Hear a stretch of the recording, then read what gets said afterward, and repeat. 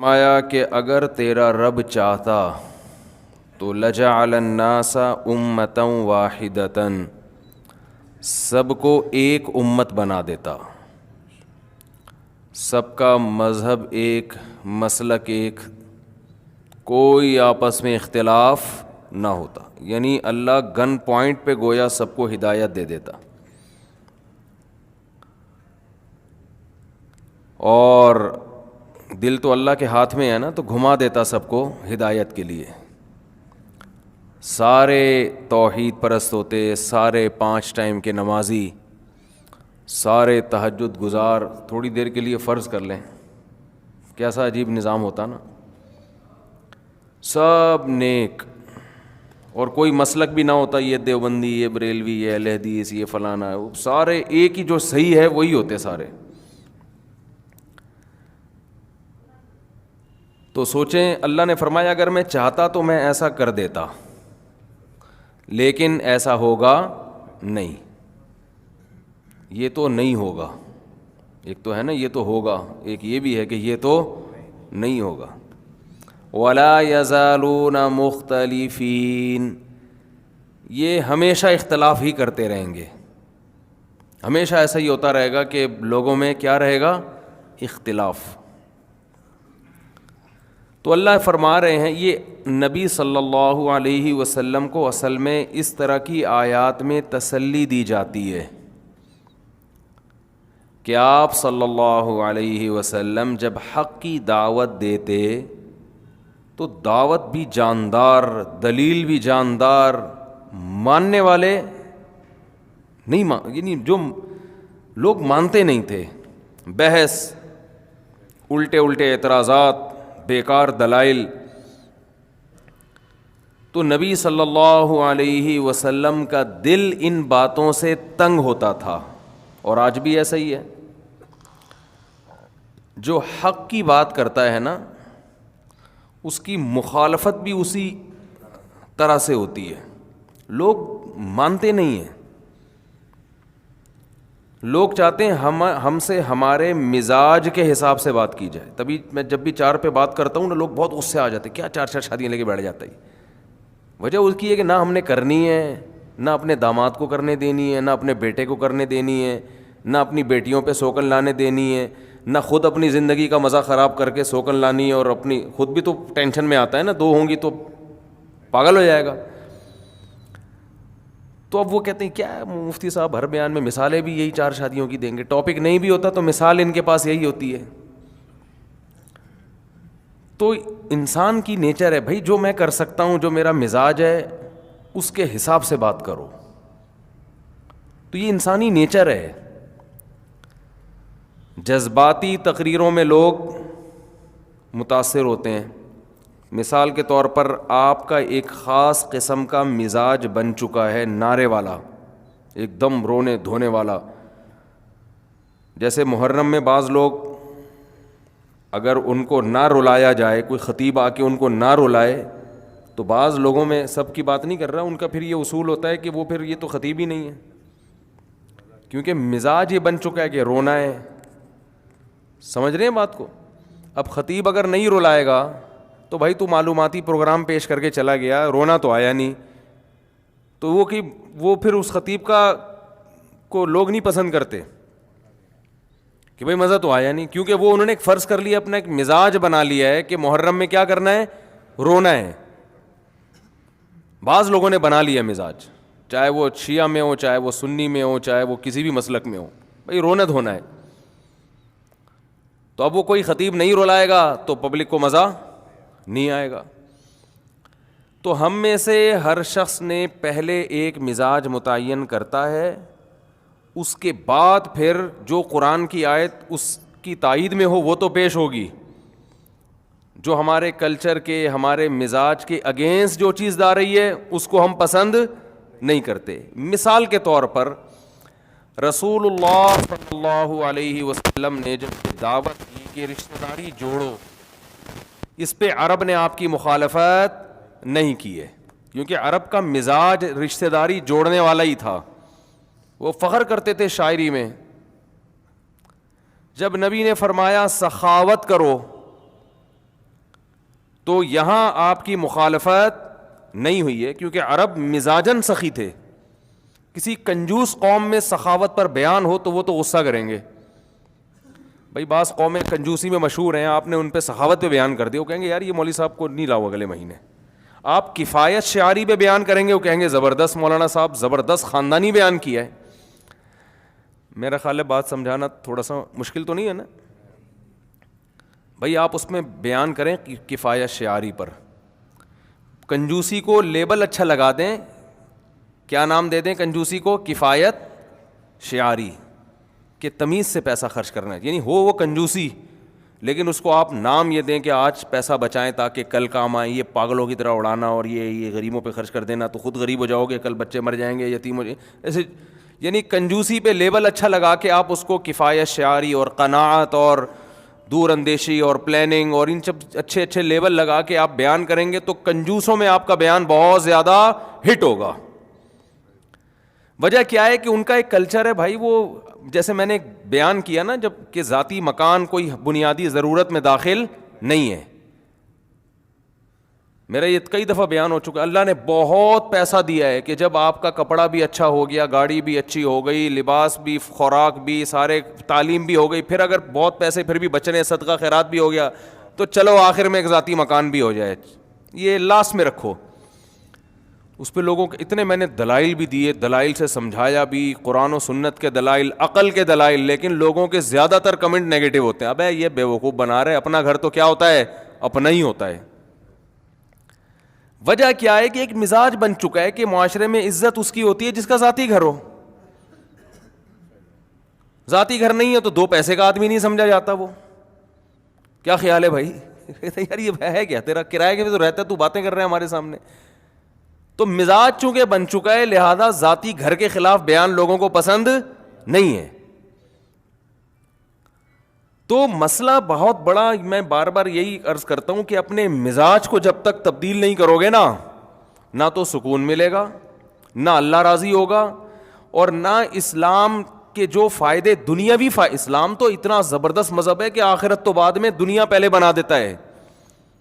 تبھی تو حدیث میں آتا ہے ذاق طعم الایمان من رضی باللہ ربا وبالاسلام دینا وبمحمد صلی اللہ علیہ وسلم نبیا. وہ شخص اسلام کا ذائقہ چکھ لے گا. ذائقہ کہتے ہیں ٹیسٹ.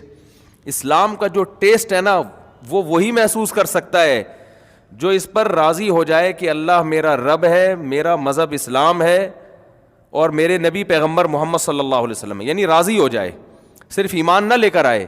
راضی کا مطلب بھائی اب جو یہ کہیں گے میں اس پہ خوش ہوں، میری اپنی نہیں چلے گی. تو آپ صلی اللہ علیہ وسلم نے فرمایا اسے اسلام کا باقاعدہ ٹیسٹ کہتے ہیں مزے کی چیز کو. یعنی یہاں ٹیسٹ سے مراد ہے ذائقہ، جو لذت والا ذائقہ ہوتا ہے. کیسے کہتے ہیں نا ذرا کا ذرا ذائقہ چیک کرنا، چرس کا تھوڑی کوئی کہتے ہیں اس کا ذائقہ چیک کر کے بتاؤ. تو لذیذ چیز کے ذائقے کو یہاں طعام سے تعبیر کیا گیا ہے، جو کھانے کی چیز ہوتی ہے. تو آپ صلی اللہ علیہ وسلم نے فرمایا اسے باقاعدہ اسلام کا ذائقہ محسوس ہوگا، مزہ آئے گا، لذت آئے گی اس کو. تو جب بھی آپ کوئی، ہاں میں عرض کر رہا تھا کہ آپ صلی اللہ علیہ وسلم نے سخاوت پر جو بات کی، عربوں نے اس میں آپ کی مخالفت، بولو بھائی، نہیں کی. وہ سخاوت پہ فخر کرتے تھے. بہادری کی جب بات کی، عربوں نے اس کی مخالفت نہیں کی. رشتہ داری جوڑنے کی بات کی ہے، عربوں نے اس کی مخالفت نہیں کی. بت پرستی کی بات کی ہے تو پورا معاشرہ خلاف ہو گیا کہ بھئی یہ ہمارے باپ دادا کے بتوں کو برا بھلا کہتے ہیں. یہ بت پرستی کے خلاف آپ گوروں کے سامنے بیان کرو، انگریزوں کے سامنے، انہیں تکلیف بولتے کیوں نہیں بھائی؟ نہیں ہوگی، حالانکہ وہ بھی غیر مسلم ہیں. مشرکین مکہ بھی کیا تھے؟ غیر مسلم. انگریزوں کو تکلیف نہیں ہوگی، وہ بت پرست ہیں نہیں، وہ کہیں گے زبردست، ویل ڈن. انگلش میں کہہ دیں گے ہٹو بچوں، جو بھی ان کی زبان میں ہٹو بچوں کا ترجمہ ہوتا ہے. خوش ہوں گے بھائی، زبردست، کیا انسان کو لگا رہے ہو ان چیزوں میں. تو انسان کی نیچر یہ ہے. ہاں پھر نبی صلی اللہ علیہ وسلم کی جہاں جہاں مخالفت ہوئی، ایک بت پرستی کے خلاف جب آپ نے آواز اٹھائی، آپ نے بہت ساری شادیاں کی، عربوں نے اس میں آپ کی مخالفت نہیں کی. یہ تو بعد کے لوگوں کے اعتراضات ہیں، غیر مسلموں کے، اتنی شادیاں. عرب میں کسی ایک نے ذرا سا بھی اعتراض نہیں کیا، ان کے کلچر کا حصہ تھا یہ. کیونکہ بہت سے جب صحابہ مسلمان ہوئے نا، بعض صحابہ، بہت سے تو نہیں، ان کی 10 بیویاں تھیں جو غیر مسلم تھے.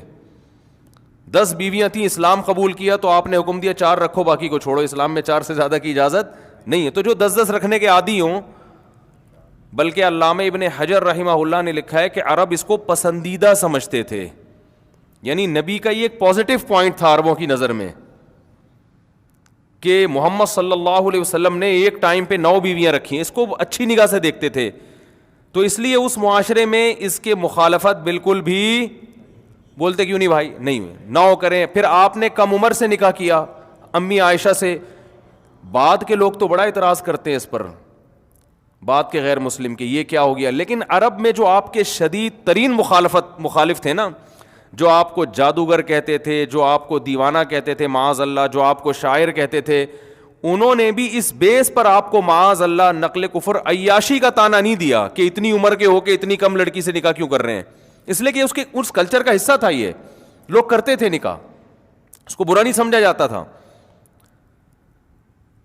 بعد کے لوگوں نے اعتراض کیا تو یہ ایسے ہی جیسے مدعی سست اور گواہ چست، یعنی جو اصل دشمن تھے وہ تو اس اعتراض کو یعنی یہ اعتراض ہی نہیں کر رہے، اور جو کم درجے کے دشمن ہیں وہ اس کو ہائی لائٹ کرتے ہیں.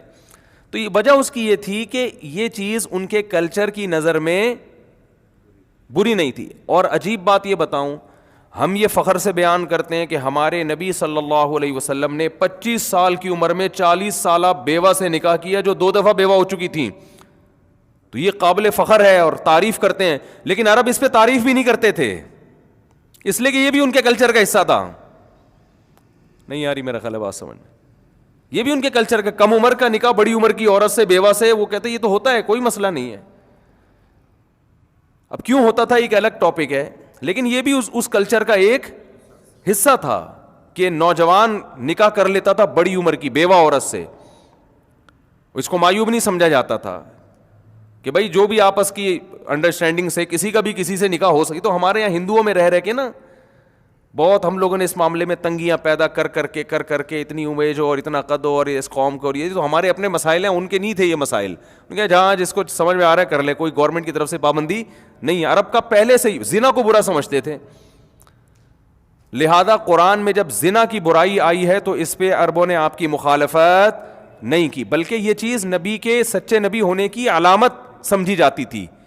تبھی حضرت جعفر طیار رضی اللہ تعالیٰ عنہ جو تقریر کی نا، اس میں نبی کے اوصاف بیان کیے. اس میں یہ بتایا کہ رشتہ داری جوڑنے کا حکم دیتے ہیں، مردار کھانے سے منع کرتے ہیں. عرب مردار کھاتے تو تھے مگر اس کو کوئی اچھا عمل نہیں سمجھتے تھے. جیسے چرس تو پیتے ہیں مگر ان کو پتا ہوتا ہے کوئی پینے کی چیز نہیں ہے. تو اتنی شادیاں نبی نے کی، عربوں نے اس کو برا نہیں سمجھا کیونکہ ان کے کلچر کا حصہ. مگر ایک شادی اپنی پھوپھی زاد بہن سے کر رہے ہیں جو منہ بولے بیٹے کی بیوی تھی اور طلاق ہوئی تھی، اس پہ پورا قریش اٹھ گیا آپ کے خلاف. منہ بولے بیٹے زید ابن حارثہ، ان کی زوجہ حضرت زینب، حضرت زید نے حضرت زینب کو طلاق دی. تو یہ منہ بولے بیٹے یعنی لے پالک بیٹا ہے. منہ بولا کا مطلب لوگ بچہ اڈاپٹ کرتے ہیں نا، پالتے ہیں. تو آپ صلی اللہ علیہ وسلم نے حضرت زید کو بچپن سے پالا اور اپنا بیٹا کہا کرتے تھے ان کو. تو ان کی زوجہ کو جب طلاق ہوئی ہے تو آپ نے ان سے نکاح کر لیا. اس پہ عرب نے ایک طوفان کھڑا کر دیا. کیوں؟ اس چیز کو ان کا کلچر قبول. بولو نا کیا ہو گیا بھائی؟ یہ میں واقعات نہیں سنا رہا، میں اپنی قوم پہ فٹ کر رہا ہوں. آج بھی مارکیٹ میں یہی چل رہا ہے، مسلمانوں میں یہ چل رہا ہے. غیر مسلم کو تو آپ نہ روئیں، وہ تو مانتا ہی نہیں اسلام کو. جو مانتے ہیں نا ان کو بھی وہ والا اسلام چاہیے جو ان کے گھر میں چل رہا ہے، جو ان کا مزاج جس کو مانتا ہے. اگر اس کے ہٹس کے کوئی بات کرو گے لوگ مولوی کو ہٹاؤ یہاں سے، بھگاؤ یہاں سے، یہ پتہ نہیں کیا بیان کر رہا ہے. تو ایک طرف 9 شادیاں برداشت ہو رہی ہیں، 11 شادیاں، اس پہ کوئی اعتراض نہیں. 50 سال کی عمر میں 9 سال کی بچی لڑکی سے نکاح ہو رہا ہے جو بالغ ہو چکی تھیں. ہمارے عرف کے لحاظ سے تو وہ بچی ہی سمجھی جاتی ہیں نا، لیکن امی عائشہ 9 سال میں بالغ ہو گئی تھی اور لڑکی 9 سال میں بالغ ہو سکتی ہے. لیکن 9 سال میں اگر لڑکی بالغ ہو بھی جائے تو ہمارے عرف میں 50 سال کا نکاح 9 سال سے ہو تو ایک طوفان کھڑا ہو جائے گا کہ نہیں ہو جائے گا. لیکن عرب اس پہ بھی اعتراض نہیں کر رہے, آپ کی 11 شادیوں پہ بھی اعتراض نہیں کر رہے, 40 سالہ بیوہ سے نکاح کو اپریشیٹ بھی نہیں کر رہے. کلچر کا حصہ ہے. جہاں آپ نے اپنی منہ بولے بیٹے کی بیوی سے نکاح کیا, پورا عرب آپ کے خلاف کھڑا ہو گیا. اتنے اعتراضات کہ یہ تو اپنی بہو سے شادی کر رہے ہیں. کیونکہ عرب میں جس کو بیٹا بنا لیا جاتا تھا اس کو حقیقت میں بیٹا سمجھا جانا شروع کر دیتے تھے, اور کہتے تھے اس کی بیوی اب بہو بن گئی ہے. بہو سے طلاق کے بعد بھی نکاح نہیں ہو سکتا اسلام میں نا. آپ کا بیٹا اگر اپنی بیوی کو طلاق دے دیتا ہے تو بھی آپ اس سے شادی نہیں کر سکتے. اس پہ اتنا پروپیگنڈا ہوا ہے کہ آپ صلی اللہ علیہ وسلم خوف زدہ ہو گئے, اور آپ کا ارادہ ہوا کہ میں یہ نکاح نہیں کرتا, کیونکہ بہت زیادہ گویا کہ بدنامی ہو رہی ہے. یعنی اس عمل کو بدنامی سمجھا جا رہا تھا. نبی کی تو بدنامی نہیں ہو سکتی, لیکن وہ سمجھ رہے تھے کہ اس میں بدنامی ہے. تو آپ نے یہاں تک ارادہ کیا کہ میں یہ نکاح نہیں کرتا, کیونکہ فرض تو نہیں ہے نا بھائی, کوئی فرض تھوڑی ہے, لیکن اللہ نے آپ پہ فرض کر دیا, فرمایا آپ کو کرنا پڑے گا. اس لیے کہ آج اگر ان کے ساتھ کمپرومائز کر لیا نا تو لوگ یہ سمجھیں گے کہ جو حقیقی بیٹا اور منہ بولے بیٹے میں کوئی فرق نہیں ہوتا. تو ان کو چھوڑ دیں اپنے حال پہ. جہاں بت پرستی کی آپ نے مخالفت کی ہے, اور جہاں بہت ساری چیزوں میں آپ نے ان کی مخالفت کی ہے, تو یہ ان کو جو عقل مند ہوں گے نا وہ اپنا مزاج تبدیل کر دیں گے دلیل کو دیکھ کر. تو قرآن نے دلیل یہ دی ہے کہ جس کو تم بیٹا بنا لیتے ہو وہ حقیقت میں بنتا نہیں ہے, تو اس کی بیوی تمہاری بہو کہاں سے ہو گئی؟ یہ تو بالکل 2 اور 2 4 کی طرح ہے نا. تو جو عقل مند ہوگا, جو حق کا متلاشی ہوگا, اس کی 2 منٹ میں بات سمجھ میں آ جائے گی. لیکن جو کلچر کا اپنے اوپر اس نے ایک لبادہ اوڑا ہوا ہے, اس کو پولیس بھی بات نہیں سمجھا سکتی. تو وہ چیختے رہے, چلاتے رہے, اپنی بہو سے نکاح کر لیا, اپنی بہو سے نکاح کر لیا, اپنی بہو سے نکاح کر لیا. اور نبی صلی اللہ علیہ وسلم تو بشر تھے. بہرحال آپ اس دباؤ میں آئے تو اللہ فرماتے ہیں اتخشى الناس, کیا آپ لوگوں سے ڈر رہے ہو؟ واللہ احق ان تخشاہ, اللہ سے ڈرو. زوجنا کہا, اور اللہ نے اپنے نبی سے فرمایا کہ آپ کو نکاح کرنے کی ضرورت نہیں, ہم نے کر دیا ہے, یہ آپ آپشنل نہیں ہے. جتنے بھی نکاح ہیں آپ کی مرضی سے ہوئے ہیں, جتنے بھی نکاح ہوئے ہیں وہ آپ کی مرضی سے ہوئے ہیں, یہ آپ کی مرضی نہیں ہے. ہم نے آسمانوں پہ آپ کا نکاح پڑھا دیا ہے, یہ آپ کے پاس آپشن ہی نہیں ہے نو کا.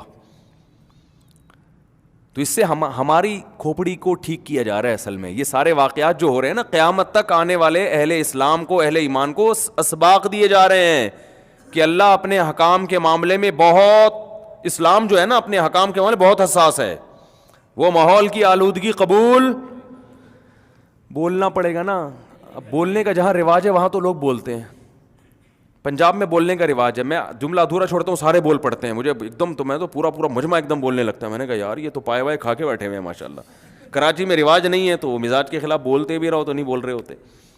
تو جملہ مکمل کریں گے نا تو مجھے بولنے میں آسانی ہوتی ہے کہ ماشاءاللہ بیدار مغزی کے ساتھ لوگ بات کو سن رہے ہیں.